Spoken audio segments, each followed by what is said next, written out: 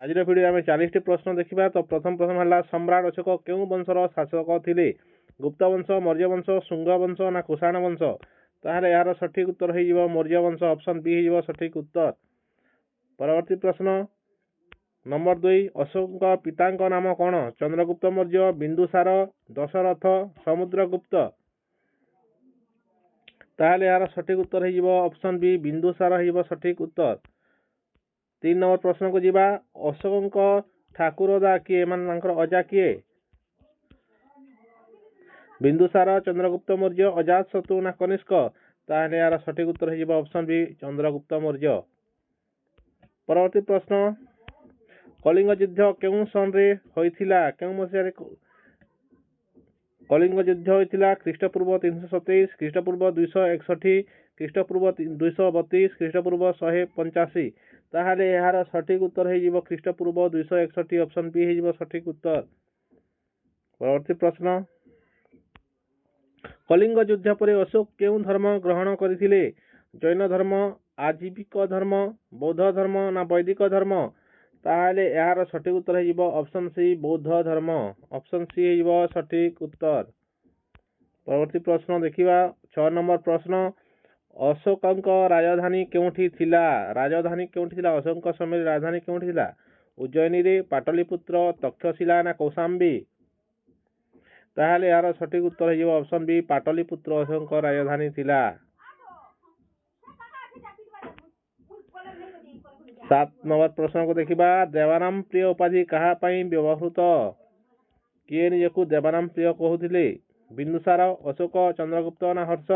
ताहले यार सठिक उत्तर आपण माने समस्त जानिछंती अशोक। ऑप्शन बी हो सठिक उत्तर। अशोक धर्मनीति को कौन कहा जाए? राजा अशोक धर्मनीति को कौन कहा जाए? राजधर्म, धर्म बा धम्म, धम्म, अहिंसा, सत्य? ताहले यार सठिक उत्तर हेबो धम्म। ऑप्शन बी हो सठिक उत्तर। परवर्ती प्रश्न अशोक शिलालेख मुख्यतः केउं भाषा रे लिखा जाइछि? संस्कृत, प्राकृत, पाली ना तमिल? ताहले यार सठिक उत्तर हो ऑप्शन बी प्राकृत। परवर्ती प्रश्न देखिबा। अशोक शिलालेख केउं लिपि रे लिखा जाइछि? देवनागरी, ब्राह्मी लिपि, रोमान लिपि ना ग्रीक लिपि? ताहले यार सठिक उत्तर हो ऑप्शन बी ब्राह्मी लिपि। केउं शिलालेख रे कलिंग युद्धर वर्णना मिलिथाए? दशम शिलालेख, एकादश, त्रयोदश शिलालेख, चतुर्दश शिलालेख? ताहले यार सठिक उत्तर हो त्रयोदश शिलालेख रॉक एडिक्ट 13।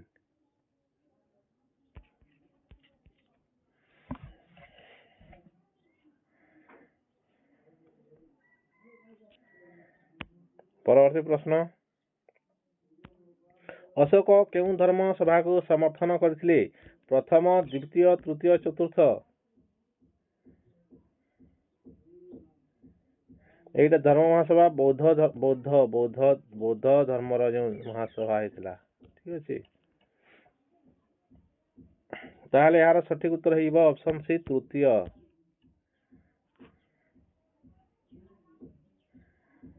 आपण मन होमवर्क प्रथम बौद्ध धर्म महासभा किए प्रवर्तन करथिले बा किए करथिले? परवर्ती प्रश्न देखिबा। अशोक धर्म प्रचारक अधिकारी को कौन कह जाउथिला? राजुक, अमात्य, धर्म महापात्र, सेनापति? ताहले यार सठिक उत्तर हो धर्म महापात्र। ऑप्शन सी हो सठिक उत्तर। परवर्ती प्रश्न राजा अशोक शासन मुख्य आधार कौन थिला? युद्ध, भय, धर्म ना कर? ताहले यार सठिक उत्तर हो धर्म हो सठिक उत्तर। ऑप्शन सी हो सठिक उत्तर। परवर्ती प्रश्न अशोक केउं देश को बौद्ध धर्म प्रचारक पठाइथिले? चीन, श्रीलंका, जापान, कोरिया? ताहले यार सठिक उत्तर हो ऑप्शन बी श्रीलंका हो सठिक उत्तर। श्रीलंका को कहा को पठाइथिले? आपण माने कमेंट करिवे। श्रीलंका को कहा को पठाइथिले धर्म प्रचार पाई?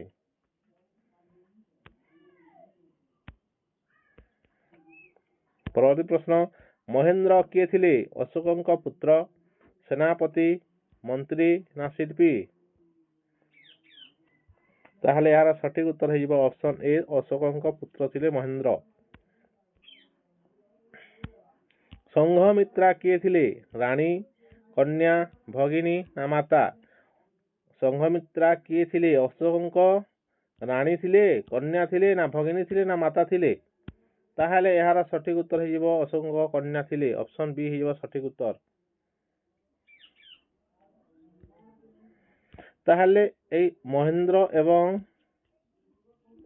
ସଂଘମିତ୍ରାଙ୍କୁ ଅଶୋକ କେଉଁ ଜାଗାକୁ ଧର୍ମ ପ୍ରଚାର ପାଇଁ ପଠାଇଥିଲେ? କମେଣ୍ଟ କରିବେ। ମହେନ୍ଦ୍ର ଏବଂ ଅଶୋକଙ୍କୁ ଏଇ ମହେନ୍ଦ୍ର ଏବଂ ସଂଘମିତ୍ରାକୁ ଅଶୋକ କେଉଁ ଜାଗାକୁ ଧର୍ମ ପ୍ରଚାର ପାଇଁ ପଠାଇଥିଲେ? ଠିକ ଅଛି, ପରବର୍ତ୍ତୀ ପ୍ରଶ୍ନ ଦେଖିବା। ଅଶୋକ କେଉଁ ପଶୁକୁ ହତ୍ୟାକୁ ନିଷେଧ କରିଥିଲେ? ଗାଈ, ଶାଗ, ଅନେକ ପଶୁ, କୌଣସି ନୁହେଁ?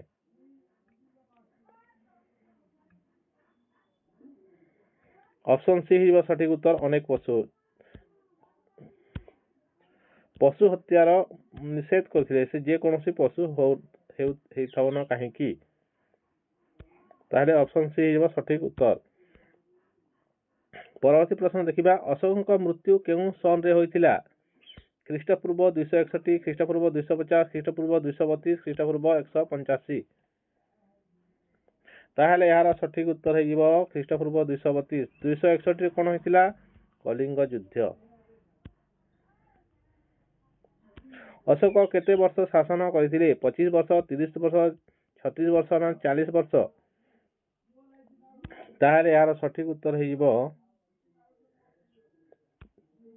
36 ବର୍ଷ। ଅପସନ ସି ହେଇଯିବ ସଠିକ ଉତ୍ତର। ପରବର୍ତ୍ତୀ ପ୍ରଶ୍ନ, ଅଶୋକଙ୍କ ସିଂହସ୍ତମ୍ଭ କେଉଁଠି ମିଳିଛି? ସାରନାଥରେ, ମଥୁରା, ଅମରାବତୀ, ନାଳନ୍ଦା? ତାହେଲେ ଏହାର ସଠିକ ଉତ୍ତର ହେଇଯିବ ଅପସନ ଏ, ସାରନାଥ। ଅପସନ ଏ ହେଇଯିବ ସଠିକ ଉତ୍ତର।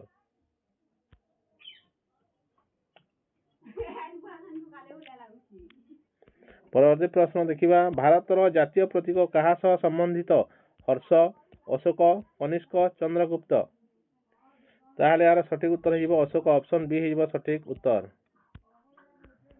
ପରବର୍ତ୍ତୀ ପ୍ରଶ୍ନ, ଅଶୋକଙ୍କ ଚକ୍ରକୁ କଣ କୁହାଯାଏ? ବୁଦ୍ଧ ଚକ୍ର, ଧର୍ମଚକ୍ର, ରାଜଚକ୍ର ନା ଅଶୋକ ଚକ୍ର? ତାହେଲେ ଏହାର ସଠିକ ଉତ୍ତର ହେଇଯିବ ଅଶୋକ ଚକ୍ର। ଅପସନ ଡି ହେଇଯିବ ସଠିକ ଉତ୍ତର। ପରବର୍ତ୍ତୀ ପ୍ରଶ୍ନ, ଅଶୋକଙ୍କ ନୀତି କେଉଁ ଆଧାରରେ ଥିଲା? ଦଣ୍ଡ, ଅହିଂସା, ଲାଭ ନା ଯୁଦ୍ଧ? ତାହେଲେ ଏହାର ସଠିକ ଉତ୍ତର ହେଇଯିବ ଅହିଂସା। ଅପସନ ବି ହେଇଯିବ ସଠିକ ଉତ୍ତର। ଅଶୋକଙ୍କ ଶିଳାଲେଖ କେଉଁ ସ୍ଥାନରେ ମିଳେ ନାହିଁ? ଗିରନାର, କାଲସି, ଉଦୟଗିରି, ମାନସର? ତାହେଲେ ଏହାର ସଠିକ ଉତ୍ତର ହେଇଯିବ option C, Udayagiri. Option C ହେଇଯିବ ସଠିକ ଉତ୍ତର। ଏହା କାହା? ଉଦୟଗିରି ଖାରବେଳ ସହିତ ସମ୍ପୃକ୍ତ। ଅଶୋକ ପୂର୍ବରୁ କେଉଁ ଉପାଧିରେ ପରିଚିତ ଥିଲେ? ଚଣ୍ଡାଶୋକ, ଧର୍ମାଶୋକ, ମହାଶୋକ, ବୀରାଶୋକ? ତାହେଲେ ଏହାର ସଠିକ ଉତ୍ତର ହେଇଯିବ ଅପସନ ଏ, ଚଣ୍ଡାଶୋକ। କଳିଙ୍ଗ ଯୁଦ୍ଧ ପରେ ସେ ହେଲେ ଧର୍ମାଶୋକ।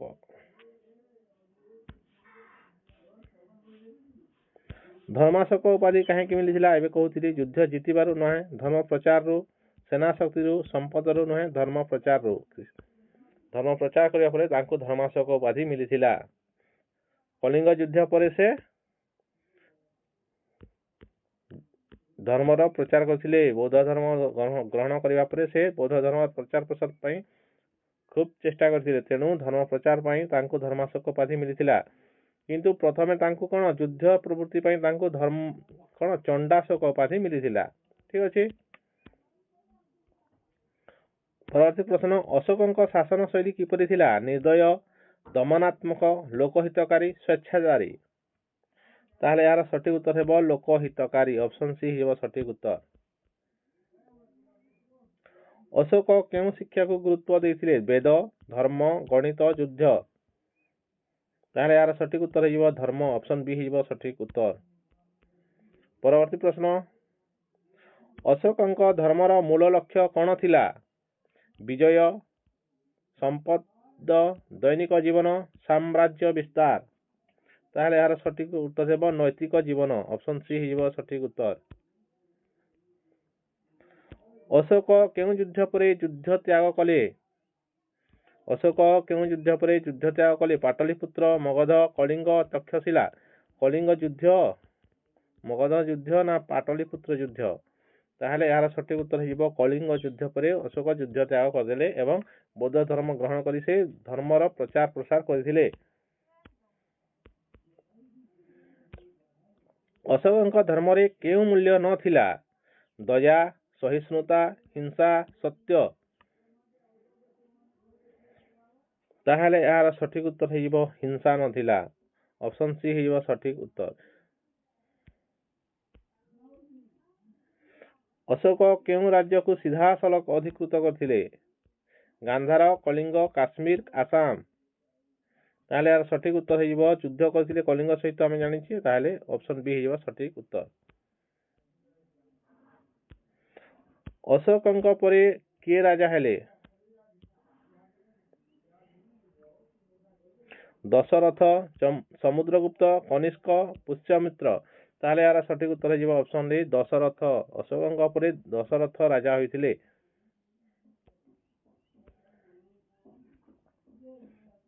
ଅଶୋକଙ୍କ ଶିଳାଲେଖର ମୁଖ୍ୟ ବିଷୟ କ'ଣ?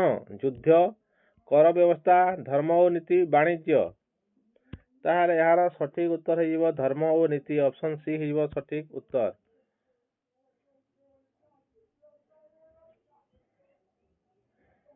ପରବର୍ତ୍ତୀ ପ୍ରଶ୍ନ ଦେଖିବା। ଅଶୋକ କେଉଁ ମାଧ୍ୟମରେ ଆଦେଶ ପ୍ରଚାର କରୁଥିଲେ? ପୁସ୍ତକ, ଶିଳାଲେଖ, ପତ୍ର, ମୁଦ୍ରା। ତାହେଲେ ଏହାର ସଠିକ ଉତ୍ତର ହେଇଯିବ ଅପସନ ବି ଶିଳାଲେଖ ମାଧ୍ୟମରେ ଆଦେଶ ପ୍ରଚାର କରୁଥିଲେ। ଅଶୋକ କେଉଁ ଧର୍ମକୁ ସମ୍ମାନ ଦେଉଥିଲେ? କେବଳ ବୌଦ୍ଧ ଧର୍ମକୁ, ସମସ୍ତ ଧର୍ମକୁ, ବୈଦିକ ଧର୍ମକୁ, ଜୈନ ଧର୍ମକୁ। ତାହେଲେ ଏହାର ସଠିକ ଉତ୍ତର ହେଇଯିବ ସମସ୍ତ ଧର୍ମ। ଅପସନ ବି ହେଇଯିବ ସଠିକ ଉତ୍ତର।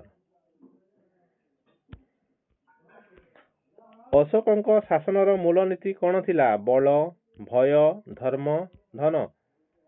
ତାହେଲେ ଏହାର ସଠିକ ଉତ୍ତର ହେଇଯିବ ଅପସନ ବି ହେଇଯିବ ସଠିକ ଉତ୍ତର। ଅପସନ ସି ହେଇଯିବ ସଠିକ ଉତ୍ତର ଧର୍ମ ବା ଧମ୍ମ। ଧମ୍ମ। ଅଶୋକଙ୍କ ଶାସନ ମୂଳ ନୀତି ଥିଲା ଧମ୍ମ। ଅଶୋକଙ୍କ ଧର୍ମ ଆଜି କେଉଁ ରୂପରେ ଜୀବନ୍ତ? ଯୁଦ୍ଧ ନୀତି, ଅହିଂସା ଓ ନୀତି, ସେନା ଶକ୍ତି, ରାଜନୀତି। ତାହେଲେ ଏହାର ସଠିକ ଉତ୍ତର ହେଇଯିବ ଅହିଂସା ଓ ନୀତି। ଅପସନ ବି ହେଇଯିବ ସଠିକ ଉତ୍ତର। ଶେଷ ପ୍ରଶ୍ନ। ସମ୍ରାଟ ଅଶୋକ କାହିଁକି ଭାରତ ଇତିହାସରେ ମହାନ? ସେନା ଶକ୍ତି ପାଇଁ, ଧର୍ମ ଓ ମାନବତା ପାଇଁ, ଧନ ସଂଗ୍ରହ ପାଇଁ, ଭୂମି ବିସ୍ତାର ପାଇଁ। ତାହେଲେ ଏହାର ସଠିକ ଉତ୍ତର ହେଇଯିବ ଅପସନ ବି ଧର୍ମ ଓ ମାନବତା ପାଇଁ। Which of the following was the capital of King Kharabela? କେଉଁଠି ରାଜା ଖାରବେଳଙ୍କ ରାଜଧାନୀ ଥିଲା? ବିରଜା, ପିଷ୍ଟାପୁର, କଳିଙ୍ଗନଗର ନା ସିଂହପୁର? ଏଇଟା LTR ର ପ୍ରିଲିମରେ ଆସିଥିଲା। ତ ଏହାର ସଠିକ ଉତ୍ତର ହେଇଯିବ ଖାରବେଳଙ୍କ ସମୟରେ ତାଙ୍କ ରାଜଧାନୀ ଥିଲା ଅପସନ ସି କଳିଙ୍ଗନଗର ହେଇଯିବ ସଠିକ ଉତ୍ତର। ଅପସନ ସି ହେଇଯିବ ସଠିକ ଉତ୍ତର। ପରବର୍ତ୍ତୀ ପ୍ରଶ୍ନ ଦେଖିବା ନମ୍ବର 2। ହାତୀଗୁମ୍ଫା ଶିଳାଲେଖ କାହା ଦ୍ୱାରା ପଢା ଯାଇଥିଲା? ମ୍ୟାକ୍ସମୁଲାର, ଆଲେକ୍ଜାଣ୍ଡର କନିଂହାମ, ଜେମ୍ସ ପ୍ରିନ୍ସେପ ଏବଂ ଆଣ୍ଡ୍ରୁ ଷ୍ଟର୍ଲିଂ। ତାହେଲେ ଏହାର ସଠିକ ଉତ୍ତର ହେଇଯିବ ଅପସନ ଡି ହେଇଯିବ ସଠିକ ଉତ୍ତର ଆଣ୍ଡ୍ରୁ ଷ୍ଟର୍ଲିଂ। କେତେକ ଜାଗାରେ ଜେମ୍ସ ପ୍ରିନ୍ସେପ ମଧ୍ୟ ଦେଇଛି, କିନ୍ତୁ ଜେମ୍ସ ପ୍ରିନ୍ସେପର ବେଶୀ କରି ଅଶୋକଙ୍କ ଶିଳାଲେଖକୁ ପଢିବାରେ ପ୍ରଥମେ ଏଇ ଜେମ୍ସ ପ୍ରିନ୍ସେପ ହେବ। ଠିକ ଅଛି। ପରବର୍ତ୍ତୀ ପ୍ରଶ୍ନ ଦେଖିବା। ଏଠାରେ କିନ୍ତୁ ଆଣ୍ଡ୍ରୁ ଷ୍ଟର୍ଲିଂ ହେବ। ଠିକ ଅଛି। 3 ନମ୍ବର ପ୍ରଶ୍ନ ଦେଖିବା। କଳିଙ୍ଗର ରାଜା ଖାରବେଳ କେଉଁ ବଂଶ ସହ ସମ୍ପୃକ୍ତ ଥିଲେ? King Kharavela was associated with which dynasty? କେଉଁ ଡାଇନେଷ୍ଟି ସହିତ ଏସୋସିଏଟ ଅଟନ୍ତି କିଏ? କିଙ୍ଗ ଖାରବେଳ। ତ ଏହା ଅପସନରେ ଅଛି ସାତବାହନ ବଂଶ, ମହାମେଘବାହନ ବଂଶ, ରଥ ବା ଭୋଜକ ବଂଶ ଏବଂ ବୋଧି ବଂଶ। ତାହେଲେ ଏହାର ସଠିକ ଉତ୍ତର ଆପଣମାନେ ସମସ୍ତେ ଜାଣିଛନ୍ତି। ନା ଖାରବେଳ ଥିଲେ ମହାମେଘବାହନ ବଂଶର। ତାଙ୍କର ପୁରା ନାମ କଣ ଲେଖୁଥିଲେ? ମହାମେଘବାହନ ଐର ଖାରବେଳ ଲେଖନ୍ତି। ଐର ଖାରବେଳ। ଠିକ ଅଛି। ହାତୀଗୁମ୍ଫା ଶିଳାଲେଖ କେଉଁ ରାଜା ବିଷୟରେ ସୂଚନା ଦେଉଛି? ଅଶୋକ, ହର୍ଷବର୍ଦ୍ଧନ, ଖାରବେଳ ନା କନିଷ୍କ? ତାହେଲେ ଏହାର ସଠିକ ଉତ୍ତର ହାତୀଗୁମ୍ଫା ଶିଳାଲେଖଟା ଖାରବେଳଙ୍କ ବିଷୟରେ ସୂଚନା ଦେଇଥାଏ। ଅପସନ ସି ହେଇଯିବ ସଠିକ ଉତ୍ତର। ପରବର୍ତ୍ତୀ ପ୍ରଶ୍ନ ଦେଖିବା। In which regnal year did Kharabela fortify Rajgriha? Kharabela କେଉଁ ରାଜ୍ୟାଭିଷେକ ବର୍ଷରେ ରାଜଗୃହକୁ ସୁରକ୍ଷିତ କରିଥିଲେ? ତାହେଲେ ଏହାର ସଠିକ ଉତ୍ତର ହେଇଯିବ ଅଷ୍ଟମ ବର୍ଷ। ଅପସନ ଡି ହେଇଯିବ ସଠିକ ଉତ୍ତର। ପରବର୍ତ୍ତୀ ପ୍ରଶ୍ନ। ରାଜା ଖାରବେଳ କେଉଁ ଶିଳାଲେଖ ସହ ସମ୍ପର୍କିତ? ଗିରନାର ସ୍ତମ୍ଭ ଶିଳାଲେଖ ବା ସାରନାଥ ଶିଳାଲେଖ, ଜୁନାଗଡ଼ ସ୍ତମ୍ଭ ଶିଳାଲେଖ କିମ୍ବା ହାତୀଗୁମ୍ଫା ଶିଳାଲେଖ? ତାହେଲେ ଏହାର ସଠିକ ଉତ୍ତର ହେଇଯିବ ହାତୀଗୁମ୍ଫା ଶିଳାଲେଖ। ଅପସନ ଡି ହେଇଯିବ ସଠିକ ଉତ୍ତର। এই ସାରନାଥ ଶିଳାଲେଖ କାହାର? ଆପଣ ମାନେ କମେଣ୍ଟ ମାଧ୍ୟମରେ କହନ୍ତୁ। କେଉଁ ରାଜା ସହିତ ସମ୍ପୃକ୍ତ ସାରନାଥ ଶିଳାଲେଖ? ପରବର୍ତ୍ତୀ ପ୍ରଶ୍ନ। 7 ନମ୍ବର ପ୍ରଶ୍ନ। ଖାରବେଳ କେଉଁ ବର୍ଷରେ ମଗଧର ଗୋରଖଗିରି ଉପରେ ଆକ୍ରମଣ କରିଥିଲେ? ଅଷ୍ଟମ ବର୍ଷ, ନବମ ବର୍ଷ, ଦଶମ ବର୍ଷ ନା ଦ୍ୱାଦଶ ବର୍ଷ? ତାହେଲେ ଏହାର ସଠିକ ଉତ୍ତର ହେଇଯିବ ଅପସନ ଏ ହେଇଯିବ ସଠିକ ଉତ୍ତର ଅଷ୍ଟମ ବର୍ଷ। ପରବର୍ତ୍ତୀ ପ୍ରଶ୍ନ। କଳିଙ୍ଗର ରାଜା ଖାରବେଳ କେଉଁ ବଂଶର ଥିଲେ? କଦମ୍ବ ବଂଶର, ହରିୟାଣା ବଂଶର, ଚେଦି ବଂଶର ନା କଳିଙ୍ଗ ବଂଶର?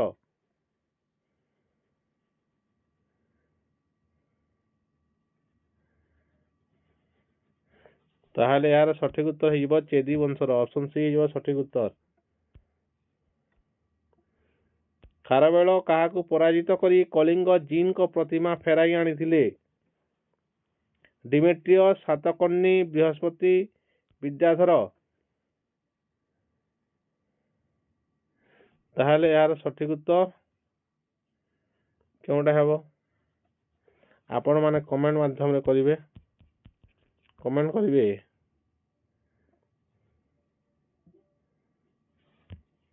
9 ନମ୍ବର ପ୍ରଶ୍ନ। ଏହାର ସଠିକ ଉତ୍ତର କଣ ହେବ? କଳିଙ୍ଗ ଜିନଙ୍କ ପ୍ରତିମାକୁ ଫେରାଇ ଆଣିଥିଲେ।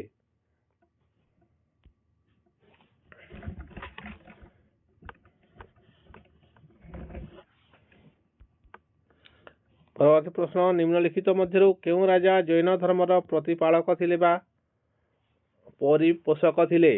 ଅଶୋକ, ହର୍ଷ, ପୁଲକେଶିଟୁ, ଖାରବେଳ? ତାହେଲେ ଜୈନ ଧର୍ମର ପୃଷ୍ଠପୋଷକ କିଏ ଥିଲେ? ନା ଖାରବେଳ ଥିଲେ। ଅଶୋକ କେଉଁ ଧର୍ମର ପୃଷ୍ଠପୋଷକ ଥିଲେ? ବୌଦ୍ଧ ଧର୍ମର। ବୌଦ୍ଧ। ଆଉ ଇଏ ଜୈନ। ଠିକ ଅଛି।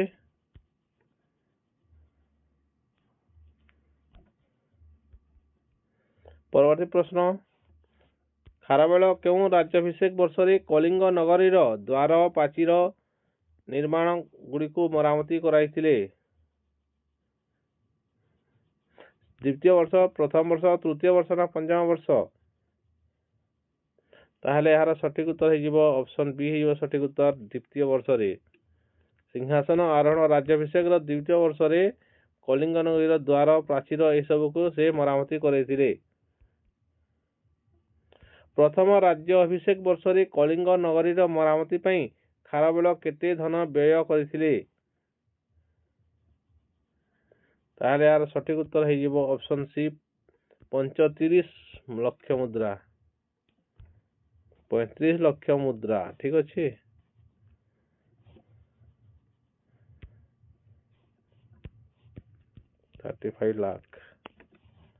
ପରବର୍ତ୍ତୀ ପ୍ରଶ୍ନ ଦେଖିବା। ଖାରବେଳଙ୍କ ସମକାଳୀନ କେଉଁ ସାତବାହନ ରାଜା ଥିଲେ? ସାତବାହନ ରୁଲର କିଏ ଥିଲେ? ଖାରବେଳଙ୍କ ସମସାମୟିକ? ତାହେଲେ ଏହାର ସଠିକ ଉତ୍ତର ହେଇଯିବ ସାତକର୍ଣ୍ଣୀ। ସାତବାହନ ରାଜା ସାତକର୍ଣ୍ଣୀ ଥିଲେ ଖାରବେଳଙ୍କ ସମସାମୟିକ। ପରବର୍ତ୍ତୀ ପ୍ରଶ୍ନ, ଦକ୍ଷିଣ ପଥ ଅଭିଯାନ ସମୟରେ ଖାରବେଳଙ୍କ ସେନା କେଉଁ ନଦୀ ପର୍ଯ୍ୟନ୍ତ ଅଗ୍ରସର ହୋଇଥିଲା? ଗୋଦାବରୀ, ନର୍ମଦା, କୃଷ୍ଣା ନା କାବେରୀ? ତାହେଲେ ଏହାର ସଠିକ ଉତ୍ତର ହେଇଯିବ ଅପସନ ସି କୃଷ୍ଣା।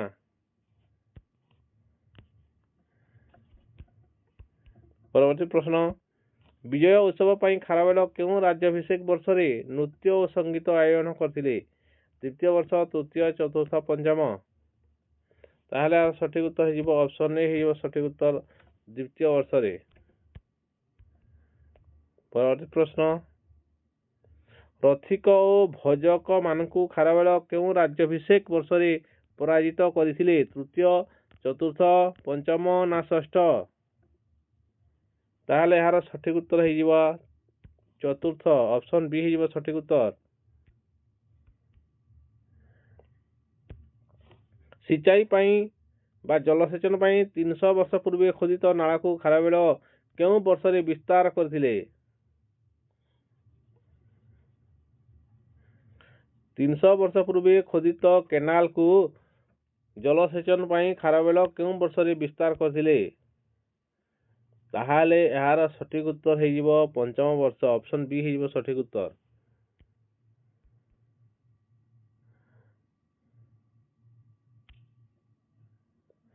ପରବର୍ତ୍ତୀ ପ୍ରଶ୍ନ ଦେଖିବା,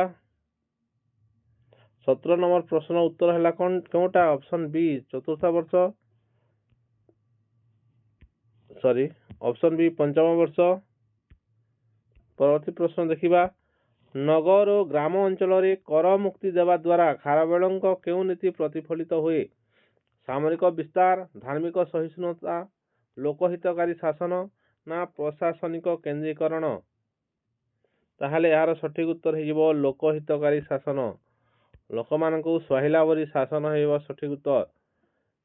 କଣ କରିଥିଲେ? ଗ୍ରାମାଞ୍ଚଳରେ କରକୁ ମୁକ୍ତ କରିଦେଇଥିଲେ। ଠିକ ଅଛି। ପରବର୍ତ୍ତୀ ପ୍ରଶ୍ନ, ଖାରବେଳ କେଉଁ ରାଜ୍ୟାଭିଷେକ ବର୍ଷରେ ପିତା ହୋଇଥିଲେ? ଷଷ୍ଠ, ସପ୍ତମ, ଅଷ୍ଟମ, ନବମ? ତାହେଲେ ଏହାର ସଠିକ ଉତ୍ତର ହେଇଯିବ ସପ୍ତମ ବର୍ଷରେ। ଖାରବେଳଙ୍କ ବୀରତା ଶୁଣି କେଉଁ ଯବନ ଶାସକ ମଥୁରାରୁ ପଳାୟନ କରିଥିଲେ? ଖାରବେଳଙ୍କ ବୀରତାକୁ ଶୁଣି କେଉଁ ଯବନ ଶାସକ ମଥୁରାରୁ ପଳାୟନ କରିଥିଲେ? ନା ମେନାଣ୍ଡର, ଡିମେଟ୍ରିୟସ୍, ଦିମିତ ବା ଦିନିତ, ଆଲେକ୍ଜାଣ୍ଡାର? ତାହେଲେ ଏହାର ସଠିକ ଉତ୍ତର ହେଇଯିବ ଅପସନ ସି ଦିମିତ, ଅପସନ ସି ହେଇଯିବ ସଠିକ ଉତ୍ତର। ପରବର୍ତ୍ତୀ ପ୍ରଶ୍ନ, ଖାରବେଳ କେଉଁ ରାଜ୍ୟାଭିଷେକ ବର୍ଷରେ ବ୍ରାହ୍ମଣ ଓ ଅର୍ହତ ମାନଙ୍କୁ ଧନ ବଣ୍ଟନ କରିଥିଲେ? ଅଷ୍ଟମ ବର୍ଷ, ନବମ ବର୍ଷ, ଦଶମ ବର୍ଷ, ଏକାଦଶ? ତାହେଲେ ଏହାର ସଠିକ ଉତ୍ତର ହେଇଯିବ ନବମ ବର୍ଷ, ଅପସନ ବି ହେଇଯିବ ସଠିକ ଉତ୍ତର। ନିଜ ବିଜୟ ଗୁଡ଼ିକୁ ସ୍ମରଣୀୟ କରିବା ପାଇଁ ଖାରବେଳ କେଉଁ ସ୍ମାରକ ନିର୍ମାଣ କରିଥିଲେ? ଏହାର ସଠିକ ଉତ୍ତର ହେଇଯିବ ମହାବିଜୟ ପ୍ରାସାଦ ବା ଗ୍ରେଟ୍ ଭିକ୍ଟୋରୀ ପ୍ଲେସ୍। ପରବର୍ତ୍ତୀ ପ୍ରଶ୍ନ, in which regnal year did Kharavela campaign up to the banks of the Ganga? Kharavela କେଉଁ ରାଜ୍ୟାଭିଷେକ ବର୍ଷରେ ଗଙ୍ଗା ତଟ ପର୍ଯ୍ୟନ୍ତ ଅଭିଯାନ କରିଥିଲେ? ଦଶମ ବର୍ଷ, ଏକାଦଶ, ଦ୍ୱାଦଶ ନା ତ୍ରୟୋଦଶ? ତାହେଲେ ଏହାର ସଠିକ ଉତ୍ତର ହେଇଯିବ ଦ୍ୱାଦଶ ବର୍ଷ, ଅପସନ ସି ହେଇଯିବ ସଠିକ ଉତ୍ତର। ପରବର୍ତ୍ତୀ ପ୍ରଶ୍ନ ଦେଖିବା, ଅଙ୍ଗ ଓ ମଗଧର କେଉଁ ରାଜା ଯୁଦ୍ଧ ବିନା ଖାରବେଳଙ୍କ ପାଖରେ ଆତ୍ମସମର୍ପଣ କରିଥିଲେ? ବୃହସ୍ପତି ମିତ୍ର, ପୁଷ୍ୟମିତ୍ର, ଅଜାତଶତ୍ରୁ, ମହାପଦ୍ମନନ୍ଦ? ତାହେଲେ ଏହାର ସଠିକ ଉତ୍ତର ହେଇଯିବ ବୃହସ୍ପତି ମିତ୍ର, ଅପସନ ଏ ହେଇଯିବ ସଠିକ ଉତ୍ତର। ପରବର୍ତ୍ତୀ ପ୍ରଶ୍ନ ଦେଖିବା, in which regnal year did Kharavela fast against the Tamil କନଫେଡେରେସି?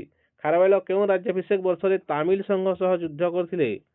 ନବମ ବର୍ଷ, ଦଶମ ବର୍ଷ, ଏକାଦଶ ବର୍ଷ ନା ଦ୍ୱାଦଶ ବର୍ଷ? ତାହେଲେ ଏହାର ସଠିକ ଉତ୍ତର ହେଇଯିବ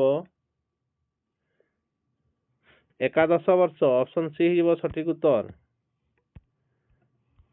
ପରବର୍ତ୍ତୀ ପ୍ରଶ୍ନ, କୁମାରୀ ପର୍ବତ ଉଦୟଗିରିରେ ଥିବା କୁମାରୀ ପର୍ବତରେ ଖାରବେଳ କେତୋଟି ଗୁମ୍ଫା ନିର୍ମାଣ କରାଇଥିଲେ? 87ଟି, 100ଟି, 117 ନା 150? ତାହେଲେ ଏହାର ସଠିକ ଉତ୍ତର ହେଇଯିବ 117। ଅପସନ ସି ହେଇଯିବ ସଠିକ ଉତ୍ତର 117। ପରବର୍ତ୍ତୀ ପ୍ରଶ୍ନ ଦେଖିବା। କୁମାରୀ ପର୍ବତର ଗୁମ୍ଫା ଗୁଡ଼ିକ ପ୍ରଧାନତଃ କାହା ପାଇଁ ନିର୍ମିତ ହୋଇଥିଲା? କେବଳ ବୌଦ୍ଧ ସନ୍ନ୍ୟାସୀ, କେବଳ ଜୈନ ସନ୍ନ୍ୟାସୀ, ବ୍ରାହ୍ମଣ ନା ଜୈନ ଅନ୍ୟ ଧର୍ମର ସନ୍ନ୍ୟାସୀ? ତାହେଲେ ଏହାର ସଠିକ ଉତ୍ତର ହେଇଯିବ କେବଳ ଜୈନ ସନ୍ନ୍ୟାସୀ ମାନଙ୍କ ପାଇଁ ଏଇଟା ଗୁମ୍ଫା ଗୁଡ଼ିକ ନିର୍ମିତ ହୋଇଥିଲା।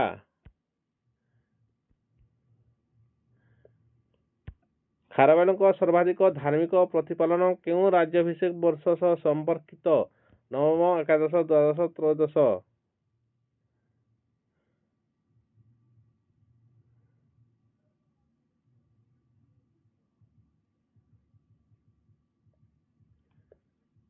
ଖାରବେଳଙ୍କ ସର୍ବାଧିକ ଧାର୍ମିକ ପ୍ରତିପାଳନ କେଉଁ ରାଜ୍ୟାଭିଷେକ ବର୍ଷ ସହ ସମ୍ପର୍କିତ ହୋଇଥିଲା?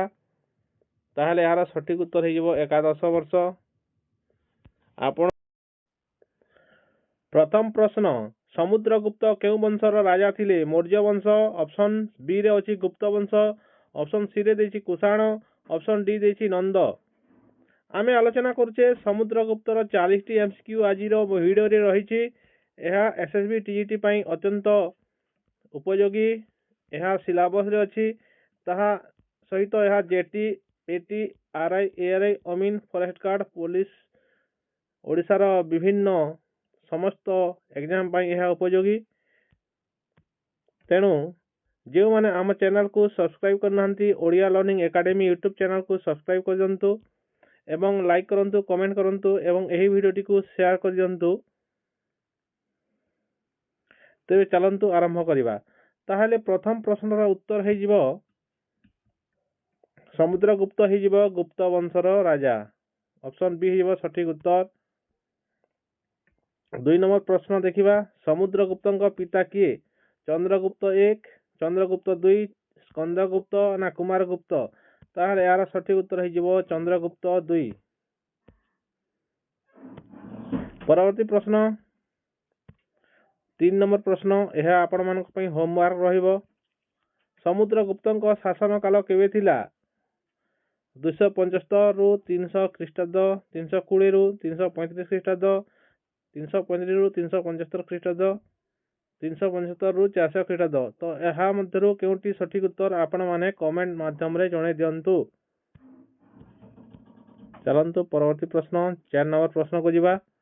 ସମୁଦ୍ରଗୁପ୍ତଙ୍କୁ ଭାରତୀୟ ନେପୋଲିଅନ ବୋଲି କିଏ କହିଥିଲେ? ଭାରତର ନେପୋଲିଅନ ବୋଲି ସମୁଦ୍ରଗୁପ୍ତଙ୍କୁ କିଏ କହିଥିଲେ? ସ୍ମିଥ, ହାଭେଲ, ଭିନସେଣ୍ଟ ସ୍ମିଥ ଏବଂ ରାଧାକୃଷ୍ଣନ। ତାହେଲେ ଏହାର ସଠିକ ଉତ୍ତର ହେଇଯିବ ଭିନସେଣ୍ଟ ସ୍ମିଥ। ଅପସନ ସି ହେଇଯିବ ସଠିକ ଉତ୍ତର। 2 ଜାଗାରେ ସ୍ମିଥ ଅଛି, ଉଭୟ ହେଇଯିବ ସଠିକ ଉତ୍ତର। ସମୁଦ୍ରଗୁପ୍ତଙ୍କ ସେନା ଜୟର ବର୍ଣ୍ଣନା କେଉଁ ଲେଖାରେ ମିଳେ? ମେହେରୌଲି ସ୍ତମ୍ଭ, ପ୍ରୟାଗ ପ୍ରଶସ୍ତି, ନାସିକ ଲେଖା ନା ହାତୀଗୁମ୍ଫା ଲେଖା? ତାହେଲେ ଏହାର ସଠିକ ଉତ୍ତର ହେଇଯିବ ଅପସନ ବି ପ୍ରୟାଗ ପ୍ରଶସ୍ତି। ଅପସନ ବି ହେଇଯିବ ସଠିକ ଉତ୍ତର। ପରବର୍ତ୍ତୀ ପ୍ରଶ୍ନ 6 ନମ୍ବର ପ୍ରଶ୍ନ। ପ୍ରୟାଗ ପ୍ରଶସ୍ତି କେଉଁଠାରେ ଅବସ୍ଥିତ? ପାଟଳିପୁତ୍ର, ଆହ୍ଲାବାଦ, ଉଜ୍ଜୟିନୀ, କନୌଜ? ତାହେଲେ ଏହାର ସଠିକ ଉତ୍ତର ହେଇଯିବ ଆହ୍ଲାବାଦ ହେଇଯିବ ସଠିକ ଉତ୍ତର। ଅପସନ ବି ହେଇଯିବ ସଠିକ ଉତ୍ତର। ପ୍ରୟାଗ ପ୍ରଶସ୍ତିର ଲେଖକ କିଏ ବା ଏହାକୁ ପ୍ରୟାଗ ପ୍ରଶସ୍ତିକୁ କିଏ ଲେଖିଥିଲେ? କାଳିଦାସ, ହରିସେନ, ବାଣଭଟ୍ଟ, ବିଷ୍ଣୁ ଶର୍ମା? ତାହେଲେ ଏହାର ସଠିକ ଉତ୍ତର ହେଇଯିବ ହରିସେନ। ଅପସନ ବି ହେଇଯିବ ସଠିକ ଉତ୍ତର ହରିସେନ। ପରବର୍ତ୍ତୀ ପ୍ରଶ୍ନ। ସମୁଦ୍ରଗୁପ୍ତ କେଉଁ କଳାରେ ପ୍ରସିଦ୍ଧ ଥିଲେ? ଚିତ୍ରକଳା, ସଙ୍ଗୀତ, ନୃତ୍ୟ ଏବଂ ନାଟକ? ତାହେଲେ ଏହାର ସଠିକ ଉତ୍ତର ହେଇଯିବ ଅପସନ ବି ସଙ୍ଗୀତ ହେଇଯିବ ସଠିକ ଉତ୍ତର। ଆପଣ ସମୁଦ୍ରଗୁପ୍ତଙ୍କୁ ବୀଣା ଧରିଥିବାର ଚିତ୍ର ଆପଣମାନେ ଦେଖିଥିବେ। ବୀଣା ଧରିଥାନ୍ତି। ତାହାରୁ ଜଣାପଡୁଛି ସେଥିରୁ ଜଣାପଡୁଛି ସେ ସଙ୍ଗୀତ ପ୍ରିୟ। ଓକେ। ପରବର୍ତ୍ତୀ ପ୍ରଶ୍ନ। ସମୁଦ୍ରଗୁପ୍ତଙ୍କ ମୁଦ୍ରାରେ ସେ କେଉଁ ରୂପରେ ଦେଖାଯାନ୍ତି? ଏବେ କହୁଥିଲି ଧନୁର୍ଧର, ବୀଣାବାଦକ, ରଥାରୋହୀ, ତଲୱାରଧାରୀ। ताले एबे किछ समय आगରୁ कहूली आपण मानकू समुद्रगुप्तଙ୍କ जो मुद्रा देखा मिले मुद्रा रे से बीणा धरी देखा जाए तेणु ऑप्शन बी हो सठिक उत्तर। परवर्ती प्रश्न समुद्रगुप्त केउ धर्म को समर्थन करुथिले बौद्ध धर्म जैन धर्म हिंदू धर्म ना आजीवक ताले यार सठिक उत्तर हो ऑप्शन सी हिंदू धर्म।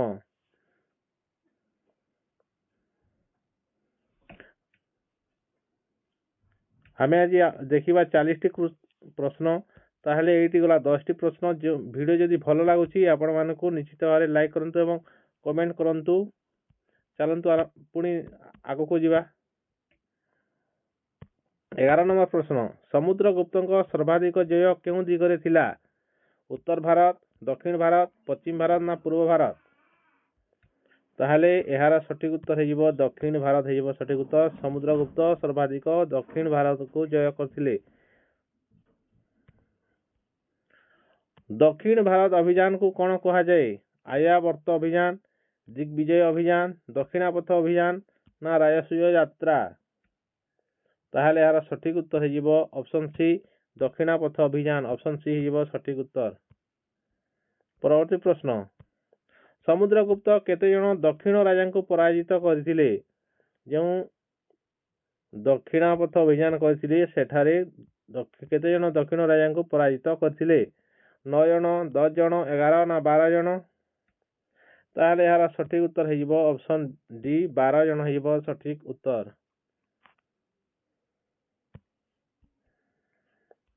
परवर्ती प्रश्न 14 नंबर प्रश्न समुद्रगुप्त केउ यज्ञ करथिले अश्वमेध यज्ञ ऑप्शन बी रे दिछि राजसूय ऑप्शन सी अछि वाजपेय ऑप्शन डी अछि अग्निहोष्ट ताहले यार सठिक उत्तर हो ऑप्शन ए अश्वमेध यज्ञ ऑप्शन ए हो सठिक उत्तर।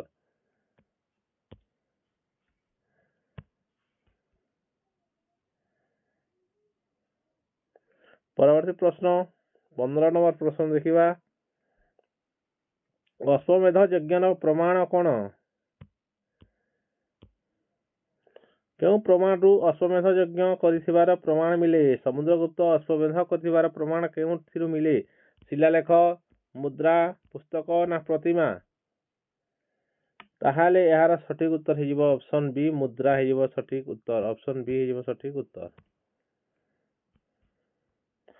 समुद्रगुप्त केउ राजधानी रु शासन करुथिले अर्थात समुद्रगुप्त समय राजधानी कौन थिला कनौज पाटलिपुत्र उज्जयिनी मथुरा ताहले यार सठिक उत्तर हो पाटलिपुत्र ऑप्शन बी हो सठिक उत्तर। समुद्रगुप्त पाटलिपुत्र राजधानी रु शासन करुथिले। परवर्ती प्रश्न समुद्रगुप्त परे किए सिंहासन रे बसिले कुमारगुप्त स्कंदगुप्त चंद्रगुप्त दुई ना पुरुगुप्त ताहले यार सठिक उत्तर हो ऑप्शन सी चंद्रगुप्त दुई। चंद्रगुप्त दुई अन्य नाम कौन आपण माने कमेंट करंतु। चंद्रगुप्त दुई अन्य नाम कौन आपण माने कमेंट माध्यम जनातु जदि जानी छंती।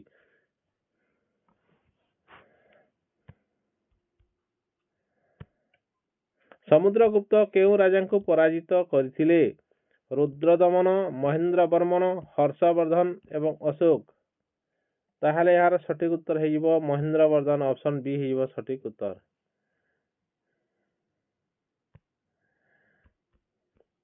उन्नीस नंबर प्रश्न समुद्रगुप्त शासन मुख्य लक्ष्य कौन शांति साम्राज्य विस्तार धर्म प्रचार ना वाणिज्य ताहले यार सठिक उत्तर हो साम्राज्य विस्तार ऑप्शन बी हो सठिक उत्तर। समुद्रगुप्त शासन मुख्य थिला साम्राज्य विस्तार। समुद्रगुप्त केउ भाषा को प्रोत्साहन देथिले प्राकृत पाली संस्कृत ना अपभ्रंश ताहले यार सठिक उत्तर हो संस्कृत हो सठिक उत्तर ऑप्शन सी हो सठिक उत्तर। समुद्रगुप्त समय केउ केउ पुस्तक लेखा जाइथिला जदि आपण माने जानिछंती कमेंट माध्यम रे जणांतु। ଆଉ ଯେଉଁମାନେ ଆମ ଚ୍ୟାନେଲକୁ ଏପର୍ଯ୍ୟନ୍ତ ସବସ୍କ୍ରାଇବ୍ କରିନାହାନ୍ତି ସବସ୍କ୍ରାଇବ୍ କରିଦିଅନ୍ତୁ ଏବଂ ନିଜ ସାଙ୍ଗମାନଙ୍କ ସହିତ ସେୟାର କରିବା ପାଇଁ ଭୁଲନ୍ତୁ ନାହିଁ। ଯେଉଁମାନେ ଅଶୋକଙ୍କ MCQ ଯଦି ଦେଖିନାହାନ୍ତି ତାହେଲେ ଯାଇକି ପ୍ଲେଲିଷ୍ଟରେ ଦେଖିପାରିବେ। ଖାରବେଳଙ୍କର ମଧ୍ୟ ଭିଡ଼ିଓ ଅପଲୋଡ଼ ହେଇସାରିଛି। ତାହେଲେ ଚାଲନ୍ତୁ 21 ନମ୍ବର ପ୍ରଶ୍ନକୁ ଯିବା। ସମୁଦ୍ରଗୁପ୍ତଙ୍କ ମୁଦ୍ରାରେ କେଉଁ ପଶୁ ଦେଖାଯାଇଥାଏ? ହାତୀ, ସିଂହ, ଘୋଡ଼ା ନା ବୃଷଭ? ଏହାର ସଠିକ ଉତ୍ତର ହେଇଯିବ ଅପସନ ସି ଘୋଡ଼ା ହେଇଯିବ ସଠିକ ଉତ୍ତର।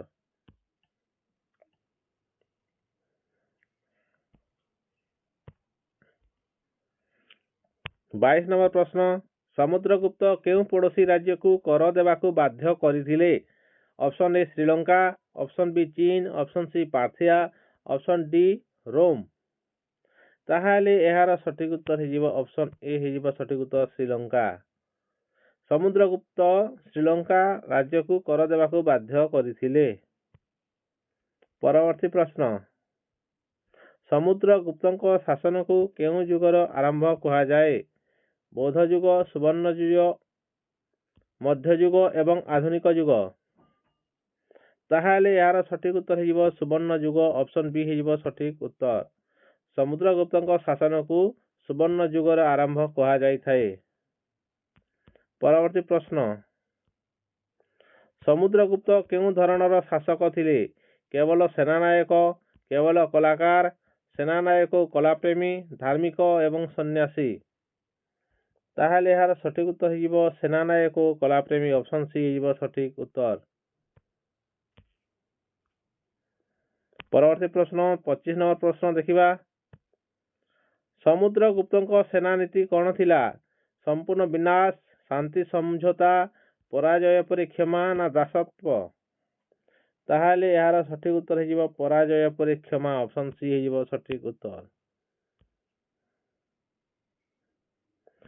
26 ନମ୍ବର ପ୍ରଶ୍ନ ଦେଖିବା।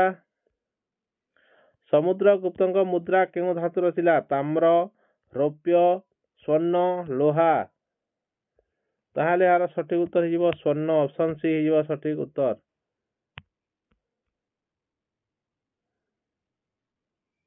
ସମୁଦ୍ରଗୁପ୍ତଙ୍କ ସମୟରେ କେଉଁ ସାହିତ୍ୟ ଉନ୍ନତି ପାଇଥିଲା? ପାଲି, ତାମିଲ, ସଂସ୍କୃତ ନା ପ୍ରାକୃତ? ତାହେଲେ ଏହାର ସଠିକ ଉତ୍ତର ହେଇଯିବ ସଂସ୍କୃତ। ଅପସନ ସି ହେଇଯିବ ସଠିକ ଉତ୍ତର। ପରବର୍ତ୍ତୀ ପ୍ରଶ୍ନ। ସମୁଦ୍ରଗୁପ୍ତ କେଉଁ ଉପାଧି ଧାରଣ କରିଥିଲେ? ମହାରାଜାଧିରାଜ, ଦେବପୁତ୍ର, ଚକ୍ରବର୍ତ୍ତୀ ନା ଉପରୋକ୍ତ ସମସ୍ତ? ତାହେଲେ ଏହାର ସଠିକ ଉତ୍ତର ହେଇଯିବ ଅପସନ ଏ ମହାରାଜାଧିରାଜ। ଅପସନ ଏ ହେଇଯିବ ସଠିକ ଉତ୍ତର। ପରବର୍ତ୍ତୀ ପ୍ରଶ୍ନ। ସମୁଦ୍ରଗୁପ୍ତ କେଉଁ ଦେବତାଙ୍କ ଭକ୍ତ ଥିଲେ? ବ୍ରହ୍ମା, ବିଷ୍ଣୁ, ଶିବ ନା ଇନ୍ଦ୍ର? ତାହେଲେ ଏହାର ସଠିକ ଉତ୍ତର ହେଇଯିବ ଅପସନ ବି ବିଷ୍ଣୁ ହେଇଯିବ ସଠିକ ଉତ୍ତର।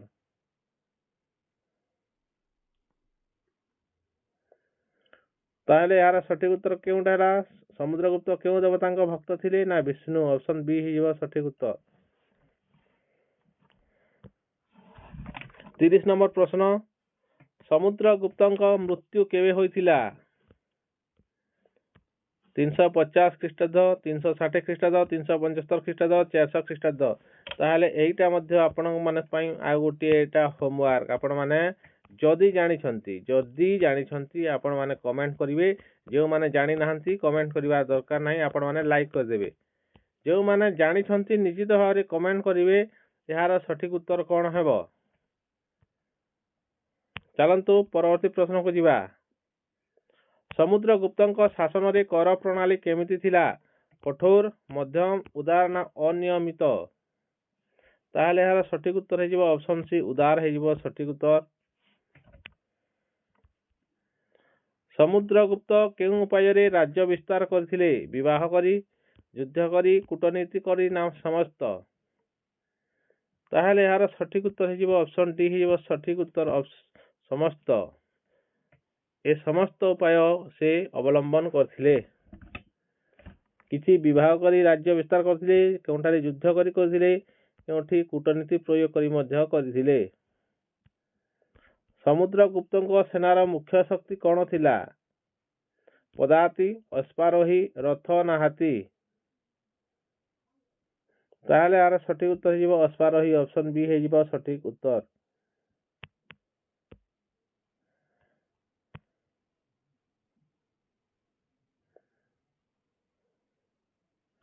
ताहले यार सठिक उत्तर है अश्वारोही। ऑप्शन बी हो सठिक उत्तर। परवर्ती प्रश्न जीवा। समुद्रगुप्त केउ नदी कूल रे प्रशस्ति पाइथिले? गंगा, जमुना, नर्मदा ना गोदावरी?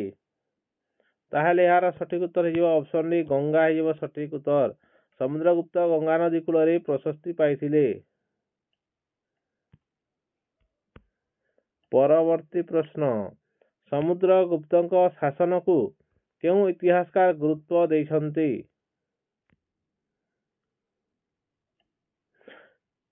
स्मिथ, रोमिला थापर, राधा मुकुंद मुखार्जी, उपरोक्त समस्त? ताहले यार सठिक उत्तर हो ऑप्शन डी उपरोक्त समस्त हो सठिक उत्तर।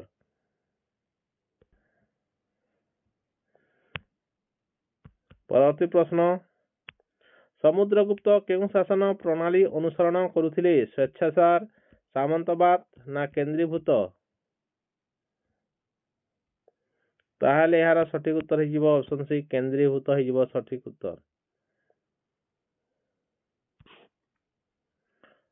समुद्रगुप्तଙ୍କ समय केउ कला अधिक उन्नति पाइथिला? परवर्ती प्रश्न। समुद्रଙ୍କ समय केउ कला अधिक उन्नति पाइथिला? संगीत, भास्कर्य, चित्रकला, नाट्य? ताहले यार सठिक उत्तर हो संगीत हो सठिक उत्तर। ऑप्शन ए हो सठिक उत्तर। समुद्रगुप्तଙ୍କ समय संगीत कलाटी अधिक उन्नति पाइथिला। परवर्ती प्रश्न। समुद्रगुप्तଙ୍କ राज्यर मूल आधार कौन थिला? कृषि, वाणिज्य, कर ना युद्ध? ताहले यार सठिक उत्तर हो ऑप्शन ए कृषि हो सठिक उत्तर। परवर्ती प्रश्न 39 नंबर प्रश्न। समुद्रगुप्तଙ୍କ शासन काल रे शिक्षा केउठी मिलुथिला? गुरुकुल, विहार, आश्रम ए समस्त? ताहले यार सठिक उत्तर हो ऑप्शन डी समस्त हो सठिक उत्तर।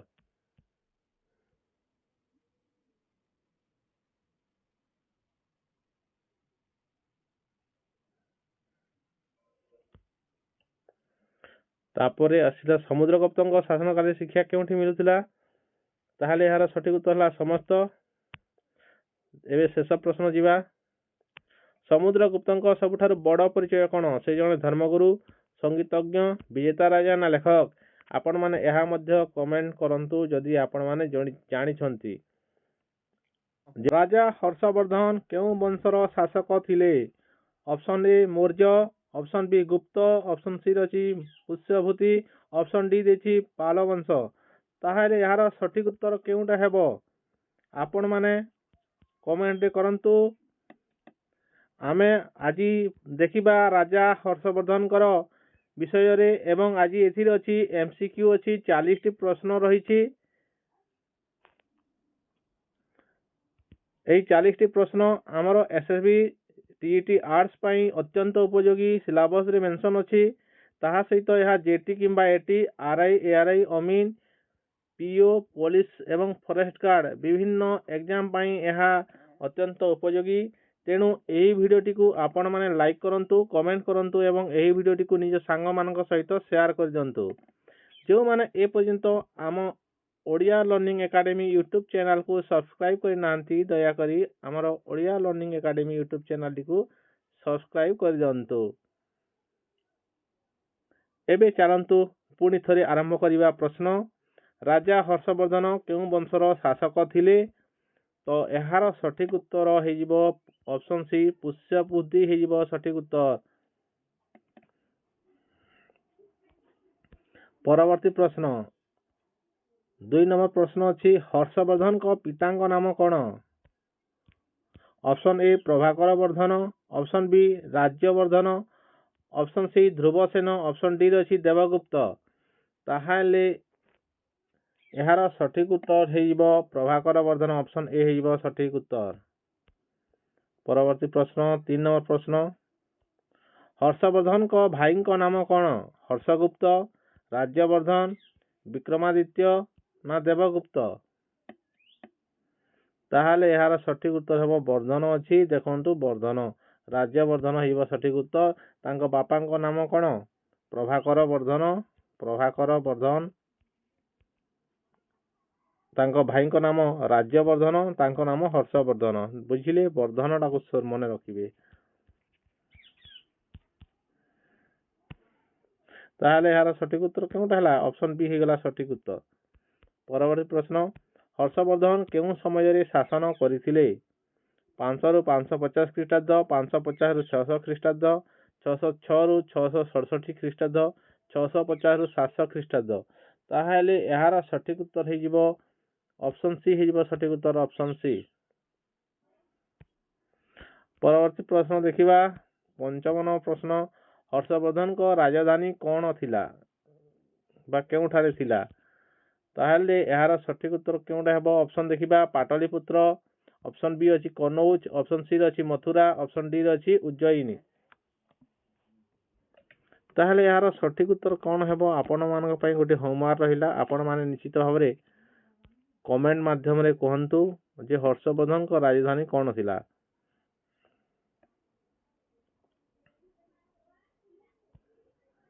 ଏହି ସହଜ ପ୍ରଶ୍ନକୁ ଆପଣମାନଙ୍କୁ କମେଣ୍ଟ ହୋମୱାର୍କ ଦେଇଛି, ଏଇଟା ଯଦି ଆପଣ କରି ନ ପାରିବେ ତାହେଲେ କଣ କରିବା? ହର୍ଷବର୍ଦ୍ଧନ ପ୍ରଥମେ କେଉଁ ରାଜ୍ୟର ଶାସକ ଥିଲେ? କନୌଜ, ଥାନେଶ୍ୱର, ମାଳବ ରାଜ୍ୟ, ମଗଧ ରାଜ୍ୟ। ତାହେଲେ ଏହି ପ୍ରଶ୍ନର ଉତ୍ତର ହେଇଯିବ ଅପସନ ବି ଥାନେଶ୍ୱର ହେଇଯିବ ସଠିକ ଉତ୍ତର। ପରବର୍ତ୍ତୀ ପ୍ରଶ୍ନ, ହର୍ଷବର୍ଦ୍ଧନ କେଉଁ ଧର୍ମକୁ ବେଶୀ ପ୍ରୋତ୍ସାହନ ଦେଇଥିଲେ? ଅପସନ ଏ ଦେଇଛି ବୈଦିକ ଧର୍ମ, ଅପସନ ବି ଅଛି ଜୈନ ଧର୍ମ, ଅପସନ ସି ଅଛି ବୌଦ୍ଧ ଧର୍ମ, ଅପସନ ଡି ଅଛି ଶୈବ ଧର୍ମ। ତାହେଲେ ଏହାର ସଠିକ ଉତ୍ତର ହେଇଯିବ ଅପସନ ସି ବୌଦ୍ଧ ଧର୍ମ ହେଇଯିବ ସଠିକ ଉତ୍ତର। ଚୀନ ପର୍ଯ୍ୟଟକ ହୁଏନ୍ସା କେଉଁ ରାଜାଙ୍କ ସମୟରେ ଭାରତକୁ ଆସିଥିଲେ? ଚୀନ ପର୍ଯ୍ୟଟକ ହୁଏନ୍ସାଂ କେଉଁ ରାଜାଙ୍କ ସମୟରେ ଭାରତ ଆସିଥିଲେ? ଅଶୋକ, ସମୁଦ୍ରଗୁପ୍ତ, ହର୍ଷବର୍ଦ୍ଧନ ନା କନିଷ୍କ? ତାହେଲେ ଏହାର ସଠିକ ଉତ୍ତର ହେଇଯିବ ହର୍ଷବର୍ଦ୍ଧନ, ଅପସନ ସି ହେଇଯିବ ସଠିକ ଉତ୍ତର। ପରବର୍ତ୍ତୀ ପ୍ରଶ୍ନ, ହୁଏନ୍ସାଙ୍କ ଭ୍ରମଣ ବିବରଣୀ କେଉଁ ଗ୍ରନ୍ଥରେ ମିଳେ? ଇଣ୍ଡିକା, ସିୟୁକି, ହର୍ଷଚରିତ, ଅର୍ଥଶାସ୍ତ୍ର। ତାହେଲେ ଏହାର ସଠିକ ଉତ୍ତର ହୁଏନ୍ସା। ଲେଖିଥିବା ପୁସ୍ତକ କେଉଁଟା? ସିୟୁକି। ହର୍ଷଚରିତ କିଏ ଲେଖିଥିଲେ? ବାଣଭଟ୍ଟ। ଇଣ୍ଡିକା କିଏ ଲେଖିଥିଲେ ଆପଣ ମାନେ କମେଣ୍ଟ କରିବେ। ଇଣ୍ଡିକା, এই ଇଣ୍ଡିକା କିଏ ଲେଖିଥିଲେ? ଅର୍ଥଶାସ୍ତ୍ର ଲେଖିଥିଲେ କିଏ? କୌଟିଲ୍ୟ। କୌଟିଲ୍ୟ, ବୁଝିଲେ। ତାହେଲେ ସିୟୁକି ପୁସ୍ତକରେ ଲେଖା ହେଇଛି ହୁଏନ୍ସାଙ୍କ ଭ୍ରମଣ ବିବରଣୀ। ପରବର୍ତ୍ତୀ ପ୍ରଶ୍ନ, ହର୍ଷଚରିତ ଗ୍ରନ୍ଥର ରଚୟିତା କିଏ? ଏବେ କହୁଥିଲି କାଳିଦାସ, ଅଶ୍ୱଘୋଷ, ବାଣଭଟ୍ଟ ନା ଭବଭୂତି। ତାହେଲେ ଏହାର ସଠିକ ଉତ୍ତର ଏବେ କହିଛି ବାଣଭଟ୍ଟ ହେଲା ସଠିକ ଉତ୍ତର। ହର୍ଷବର୍ଦ୍ଧନ କେଉଁ ଭାଷାରେ ନାଟକ ରଚନା କରିଥିଲେ? ପ୍ରାକୃତ, ପାଲି, ସଂସ୍କୃତ ନା ଅବଧୀ? ତାହେଲେ ଏହାର ସଠିକ ଉତ୍ତର ହେଇଯିବ ଅପସନ ସି ସଂସ୍କୃତ ହେଇଯିବ ସଠିକ ଉତ୍ତର। 12 ନମ୍ବର ପ୍ରଶ୍ନ, ନିମ୍ନଲିଖିତ କେଉଁଟି ହର୍ଷଙ୍କ ରଚିତ ନାଟକ? ମୃଚ୍ଛକଟିକ, ରତ୍ନାବଳୀ, ଅଭିଜ୍ଞାନ ଶାକୁନ୍ତଳମ, ସ୍ୱପ୍ନ ବାସବଦତ୍ତା। ଦେଖନ୍ତୁ ଅଭିଜ୍ଞାନ ଶାକୁନ୍ତଳମ ଲେଖିଛନ୍ତି କାଳିଦାସ। ସ୍ୱପ୍ନ ବାସବଦତ୍ତା ଲେଖିଛନ୍ତି ଭାସ। ଏହି ବହିକୁ ଲେଖିଛନ୍ତି ଭାସ। ମୃଚ୍ଛକଟିକ କାହାର ଲେଖା ଆପଣ ମାନେ କମେଣ୍ଟ କରିବେ। ରତ୍ନାବଳୀ ହେଉଛି ହର୍ଷଙ୍କ ରଚିତ ନାଟକ। ହର୍ଷଙ୍କ ରଚିତ ନାଟକ ହେଉଛି ରତ୍ନାବଳୀ, ଅପସନ ବି ହେଇଯିବ ସଠିକ ଉତ୍ତର। এই ମୃଚ୍ଛକଟିକମ୍ କାହାର ଲେଖା ଆପଣ ମାନେ କହିବେ। ଚାଲନ୍ତୁ ପରବର୍ତ୍ତୀ ପ୍ରଶ୍ନ ଦେଖିବା। 13 নম্বର ପ୍ରଶ୍ନ, ନାଗାନନ୍ଦ ନାଟକ କାହା ସହିତ ସମ୍ପୃକ୍ତ? ହର୍ଷବର୍ଦ୍ଧନ, ବାଣଭଟ୍ଟ, କାଳିଦାସ ନା ଭବଭୂତି? ତାହେଲେ ନିଶ୍ଚିତ ଭାବରେ ଏହାର ସଠିକ ଉତ୍ତର ହେଇଯିବ ଅପସନ ଏ, ହର୍ଷବର୍ଦ୍ଧନଙ୍କ ସହିତ ସମ୍ପୃକ୍ତ ନାଗାନନ୍ଦ ନାଟକ। ହର୍ଷବର୍ଦ୍ଧନଙ୍କ ସମୟରେ ନାଲନ୍ଦା କଣ ପାଇଁ ପ୍ରସିଦ୍ଧ ଥିଲା? ବାଣିଜ୍ୟ ପାଇଁ, ସେନା ଶିକ୍ଷା ପାଇଁ, ନା ଶିକ୍ଷା କେନ୍ଦ୍ର ପାଇଁ, ନା କୃଷି ପାଇଁ? ତାହେଲେ ଏହାର ସଠିକ ଉତ୍ତର ହେଇଯିବ ଶିକ୍ଷା କେନ୍ଦ୍ର ପାଇଁ, ନାଲନ୍ଦା ବିଶ୍ୱବିଦ୍ୟାଳୟ। ହର୍ଷବର୍ଦ୍ଧନ କେଉଁ ଦକ୍ଷିଣ ଭାରତୀୟ ରାଜାଙ୍କ ଠାରୁ ପରାଜିତ ହୋଇଥିଲେ? ପୁଲକେଶୀ ଟୁ, ରାଜାରାଜ ଚୋଳ, କୃଷ୍ଣଦେବରାୟ, ଚନ୍ଦ୍ରଗୁପ୍ତ? ତାହେଲେ ଏହାର ସଠିକ ଉତ୍ତର ହେଲା ପୁଲକେଶୀ ଟୁଙ୍କ ଠାରୁ ସେ ପୁଲକେଶୀ ଦ୍ୱିତୀୟଙ୍କ ଠାରୁ ପରାସ୍ତ ହୋଇଥିଲେ। ପରବର୍ତ୍ତୀ ପ୍ରଶ୍ନ, ହର୍ଷଙ୍କ ରାଜ୍ୟରେ ଭୂମିକର କେତେ ଥିଲା? ଚାଷ ଭାଗର କେତେ ଭାଗରୁ ସେ ଗୋଟିଏ ଭାଗକୁ ଦେଉଥିଲେ? କେତେ ଭାଗରୁ ଗୋଟିଏ ଭାଗ ରାଜାଙ୍କୁ କର ବା ଟ୍ୟାକ୍ସ ଭାବରେ ଦେଉଥିଲେ? ତାହେଲେ ଏହାର ଅପସନ ଅଛି 1/2, 1/3, 1/6, 1/10। ତାହେଲେ ଏହାର ସଠିକ ଉତ୍ତର ହେଇଯିବ 1/6। 6 ଭାଗରୁ ଗୋଟିଏ ଭାଗ ଦେଉଥିଲେ, 1/6। 6 ଭାଗରୁ ଗୋଟିଏ ଭାଗ କର ଦଉଥିଲେ। ହର୍ଷବର୍ଦ୍ଧନ କେଉଁ ସହରରେ ବୌଦ୍ଧ ସଭା କରାଇଥିଲେ? ପାଟଳିପୁତ୍ର, କନୌଜ, ନାଲନ୍ଦା ନା ବଲ୍ଲଭୀ? ତାହେଲେ ଏହାର ସଠିକ ଉତ୍ତର ହେଇଯିବ ଅପସନ ବି, କନୌଜ। ପରବର୍ତ୍ତୀ ପ୍ରଶ୍ନ, ହର୍ଷବର୍ଦ୍ଧନଙ୍କ ଶାସନ କାଳରେ ମୁଦ୍ରା ପ୍ରଚଳନ କିପରି ଥିଲା? ବହୁତ ଥିଲା, ସୀମିତ ଥିଲା, ନା ଆଦୌ ନଥିଲା, କିମ୍ବା ବିଦେଶୀ ମୁଦ୍ରା ପ୍ରଚଳିତ ହେଉଥିଲା? ତାହେଲେ ଏହାର ସଠିକ ଉତ୍ତର ହେବ ସୀମିତ ମୁଦ୍ରା ପ୍ରଚଳନ ଥିଲା। ଅପସନ ବି ହେଇଯିବ ସଠିକ ଉତ୍ତର। ପରବର୍ତ୍ତୀ ପ୍ରଶ୍ନ 19 নম্বର ପ୍ରଶ୍ନ ଦେଖିବା। ହର୍ଷବର୍ଦ୍ଧନ କେଉଁ ଧର୍ମରୁ ପରେ ବୌଦ୍ଧ ହୋଇଥିଲେ? ଜୈନ ଧର୍ମ, ଶୈବ ଧର୍ମ, ବୈଷ୍ଣବ ନା ଆଜୀବକ? ତାହେଲେ ଏହାର ସଠିକ ଉତ୍ତର ହେଇଯିବ ଅପସନ ବି, ଶୈବ ଧର୍ମ। ଶୈବ ଧର୍ମ ପରେ ସେ ହୋଇଥିଲେ ବୌଦ୍ଧ ଧର୍ମ ଗ୍ରହଣ କରିଥିଲେ। ହୁଏନ୍ସାଙ୍କ ଅନୁସାରେ ହର୍ଷ କିପରି ଥିଲେ? କଠୋର ଶାସକ ଥିଲେ, ଦୟାଳୁ ଶାସକ ଥିଲେ, ନା ନିର୍ଦ୍ଦୟ ଶାସକ ଥିଲେ, କିମ୍ବା ଅଳସୁଆ ଶାସକ ଥିଲେ? ତାହେଲେ ଏହାର ସଠିକ ଉତ୍ତର ହେଇଯିବ ଅପସନ ବି, ଦୟାଳୁ ଶାସକ ଥିଲେ। ଅପସନ ବି ହେଇଯିବ ସଠିକ ଉତ୍ତର।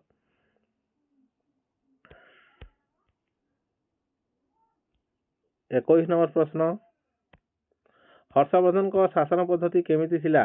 ସ୍ୱେଚ୍ଛାଚାରୀ ଥିଲା, ସାମନ୍ତତାମୂଳକ ଥିଲା ବା ସାମନ୍ତ ମାନେ ଚଲାଉଥିଲେ ଶାସନକୁ, ଗଣତାନ୍ତ୍ରିକ ଥିଲା, ଭୋଟିଂ ହଉଥିଲା କି ସାମ୍ୟବାଦୀ ଥିଲା?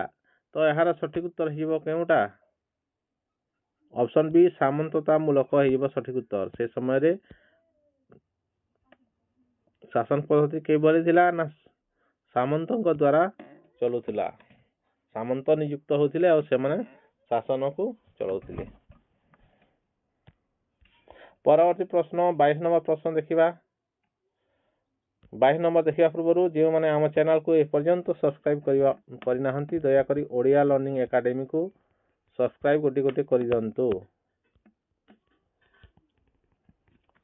ଆଉ ଏହି ଭିଡ଼ିଓଟିରେ ଲାଇକ୍ ଏବଂ କମେଣ୍ଟ ମୁଁ ଦେଖିବା ପାଇଁ ଚାହୁଁଛି। ଆପଣମାନେ ଯେଉଁମାନେ ଜୋରଦାର କରୁଛନ୍ତି ପ୍ରିପାରେସନ୍, ସେମାନେ ନିଶ୍ଚିତ ଭାବରେ କମେଣ୍ଟ କରିବା ପାଇଁ ଭୁଲିବେ ନାହିଁ। କମେଣ୍ଟ କରନ୍ତୁ। ଯେଉଁମାନଙ୍କ ଭିଡ଼ିଓ ଭଲ ଲାଗୁଛି ମଧ୍ୟ ନିଶ୍ଚିତ ଭାବରେ କମେଣ୍ଟ କରନ୍ତୁ। ଆଗକୁ ଯିବା। ପରବର୍ତ୍ତୀ ପ୍ରଶ୍ନ, ହର୍ଷଙ୍କ ସମୟରେ ଗ୍ରାମ ପ୍ରଶାସନ ଚାଲୁଥିଲା। ହର୍ଷଙ୍କ ସମୟରେ ଗ୍ରାମ ପ୍ରଶାସନ କିପରି ଚାଲୁଥିଲା? ରାଜାଙ୍କ ଦ୍ୱାରା, ସାମନ୍ତ ଦ୍ୱାରା, ଗ୍ରାମ ସଭା ଦ୍ୱାରା ନା ସେନା ଦ୍ୱାରା?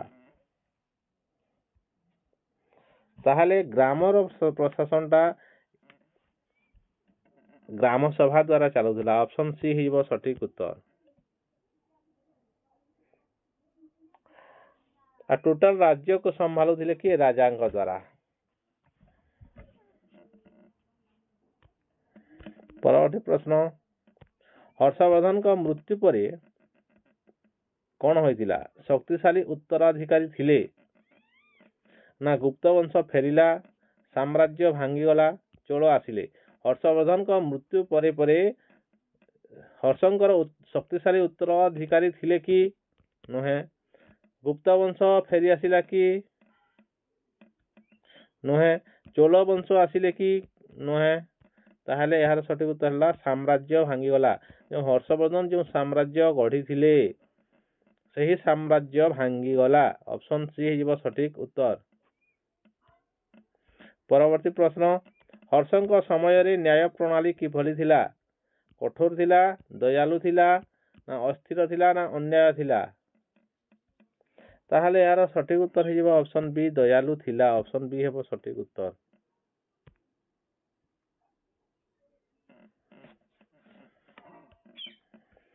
ଚବିଶ ନମ୍ବର ପ୍ରଶ୍ନ, ହର୍ଷଙ୍କ ସମୟରେ ନ୍ୟାୟ ପ୍ରଣାଳୀ ଥିଲା, ଦୟାଳୁ ଥିଲା। ହର୍ଷବର୍ଦ୍ଧନ କେଉଁ ଧର୍ମୀୟ ସହିଷ୍ଣୁତା ରଖୁଥିଲେ? କେବଳ ବୌଦ୍ଧମାନଙ୍କ ପ୍ରତି, କେବଳ ହିନ୍ଦୁମାନଙ୍କ ପ୍ରତି, ସମସ୍ତ ଧର୍ମ ପ୍ରତି, ନା କେବଳ ଜୈନ ପ୍ରତି? ତାହେଲେ ଏହାର ସଠିକ ଉତ୍ତର ହେଇଯିବ ସମସ୍ତ ଧର୍ମ ପ୍ରତି ସେ ସହିଷ୍ଣୁତା ରଖୁଥିଲେ। ଅପସନ୍ ସି ହେଇଯିବ ସଠିକ ଉତ୍ତର। ପରବର୍ତ୍ତୀ ପ୍ରଶ୍ନ, 26 ନମ୍ବର ପ୍ରଶ୍ନ, ହର୍ଷଙ୍କ ସେନାର ମୁଖ୍ୟ ଅଂଶ କେଉଁଟା? ନୌସେନା, ଘୋଡ଼ା ସେନା, ହାତୀ ସେନା, ନା ବିମାନ ସେନା? ତାହେଲେ ଏହାର ସଠିକ ଉତ୍ତର ହେବ ହାତୀ ସେନା ହେଇଯିବ ସଠିକ ଉତ୍ତର। ତାଙ୍କର ଯେତେ ବି ସେନା ଥିଲା ସେଠାର ମୁଖ୍ୟ ଅଂଶ ଭାବରେ ବିବେଚନା କରାଯାଉଥିଲା ହାତୀ ସେନାକୁ।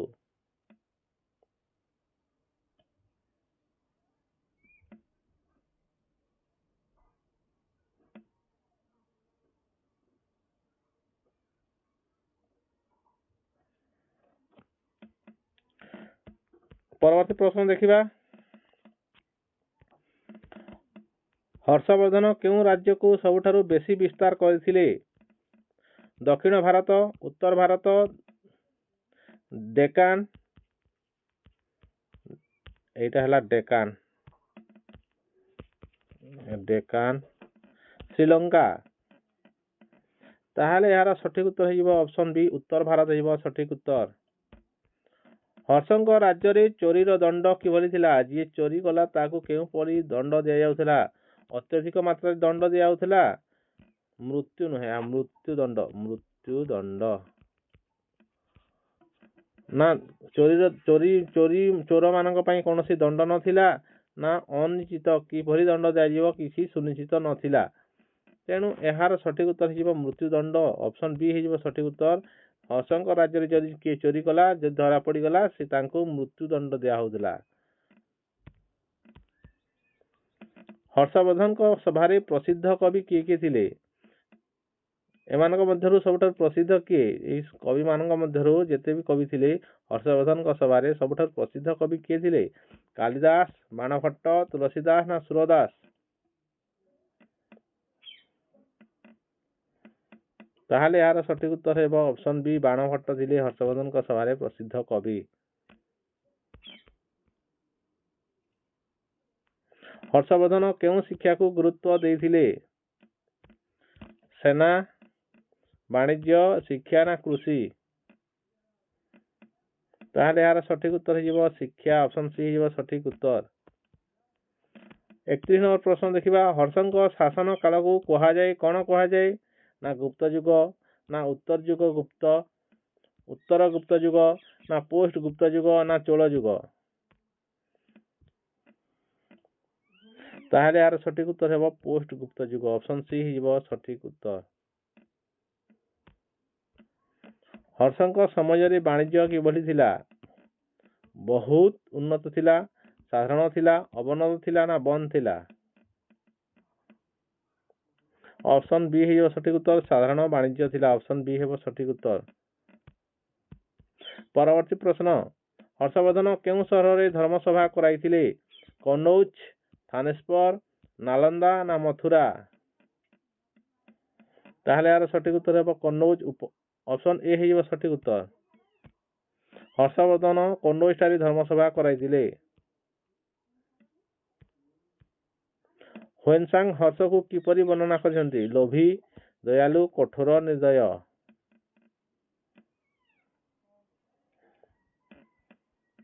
ଅପସନ୍ ବି ହେଇଯିବ ସଠିକ ଉତ୍ତର ଦୟାଲୁ।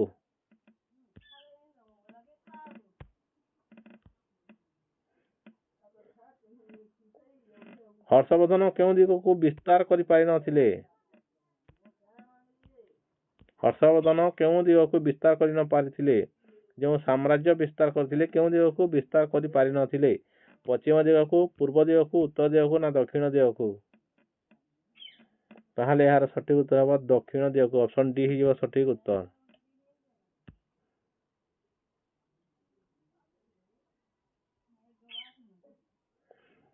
ହର୍ଷବର୍ଦ୍ଧନ କେଉଁ ଦିଗକୁ ବିସ୍ତାର କରିପାରିନଥିଲେ? ଏହାର ସଠିକ ଉତ୍ତର କେଉଁଟା ହେଲା? ଅପସନ୍ ଡି ଦକ୍ଷିଣ ହେଲା ସଠିକ ଉତ୍ତର।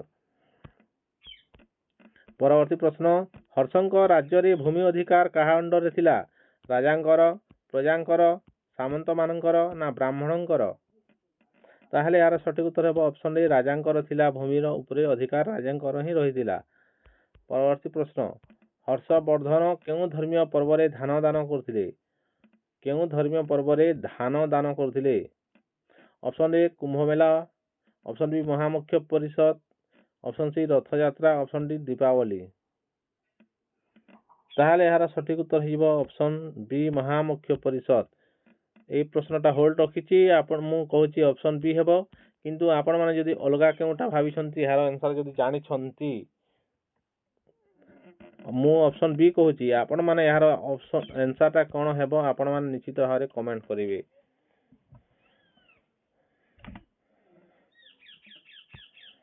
ପରବର୍ତ୍ତୀ ପ୍ରଶ୍ନ, ହର୍ଷଙ୍କ ସମୟରେ ନାରୀମାନଙ୍କର ସ୍ଥିତି କିଭଳି ଥିଲା? ଉନ୍ନତ ଥିଲା, ସମ୍ମାନିତ ସ୍ଥିତିରେ ଥିଲେ, ଅବନତ ଥିଲେ ନା ସମାନ ଥିଲେ?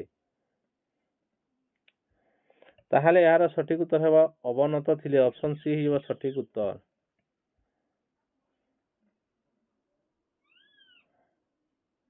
ପରବର୍ତ୍ତୀ ପ୍ରଶ୍ନ ଦେଖିବା, ହର୍ଷବର୍ଦ୍ଧନଙ୍କ ଶାସନର ମୂଳ ଆଧାର କ'ଣ? ସେନା, ଧର୍ମ, ନ୍ୟାୟ, କର। ତାହେଲେ ଏହାର ସଠିକ ଉତ୍ତର ଅପସନ୍ ସି ନ୍ୟାୟ ହେବ ସଠିକ ଉତ୍ତର। ପରବର୍ତ୍ତୀ ପ୍ରଶ୍ନ, 40 ନମ୍ବର ପ୍ରଶ୍ନ, ଶେଷ ପ୍ରଶ୍ନ, ହର୍ଷବର୍ଦ୍ଧନଙ୍କ ମୃତ୍ୟୁ ପରେ କେଉଁ ଶକ୍ତିଶାଳୀ ଶାସକ ଆସିଲେ? କେହି ନୁହେଁ, ପୁଲକେଶୀ, ଧ୍ରୁବସେନ ନା ରାଜାରାଜ? ତାହେଲେ ଏହାର ସଠିକ ଉତ୍ତର ହେଇଯିବ କେହି ନୁହେଁ ହେଇଯିବ ସଠିକ ଉତ୍ତର। ହର୍ଷବର୍ଦ୍ଧନଙ୍କ ପରେ ସାମ୍ରାଜ୍ୟ ଭାଙ୍ଗି ଯାଇଥିଲା। ଅପସନ୍ ବି ହେବ ସଠିକ ଉତ୍ତର। ଆପଣମାନେ ଦେଖୁଥିଲେ SSB, ତେଣୁ ଆପଣମାନଙ୍କୁ ବହୁତ ବହୁତ ଧନ୍ୟବାଦ।